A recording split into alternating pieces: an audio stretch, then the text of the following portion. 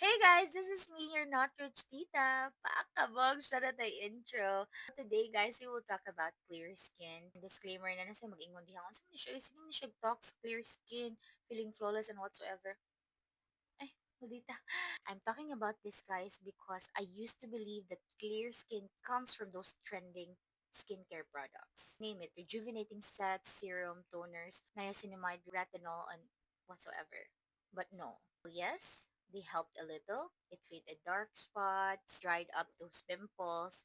But guess what? Nothing truly changed until you change what's inside. Period. Yes, guys. I've been very transparent with my life. Gym ko for the past 3 months. I've been eating clean as much as I can. Well, di ko ka-promise nga I eat clean all the time kay there are cravings. But as much as I can, I do proper diet. I eat clean food. Unya, one big revelation. Well, revelation, Jud. I wanted to let you know that I already quit vaping. I'm nicotine free for almost 2 months now. And aside from that, guys, I no longer drink alcohol. Occasionally, siguro for the past 3 months, 2 to 3 times. So 3 months of eating clean, working out, quitting nicotine and alcohol. Not just clear skin, but healthier and glowing. Yan, wala ko ningon nga perfect akong skin, guys. Ang origin na, if mo recommend ko yung product, wala ko kabalo if mo doubt yung skin ana because we have different skin types. Yes, I still have my skincare routine. Usually, ang akong routine na good is moisturizer and sunscreen.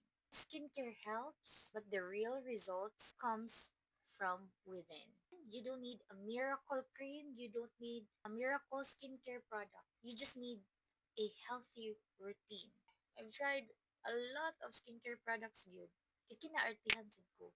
But nothing beats changing what's within you. Your lifestyle. All to guys. Thanks for watching my videos. To be honest, this is just my escape from burnout. Kabisi sa kaboring sa life. More to siya guys. Thanks for watching. This is me, your not rich tita. Unta lang dagan atong kwarta. Kapay na kay panarbaho guys. Bye!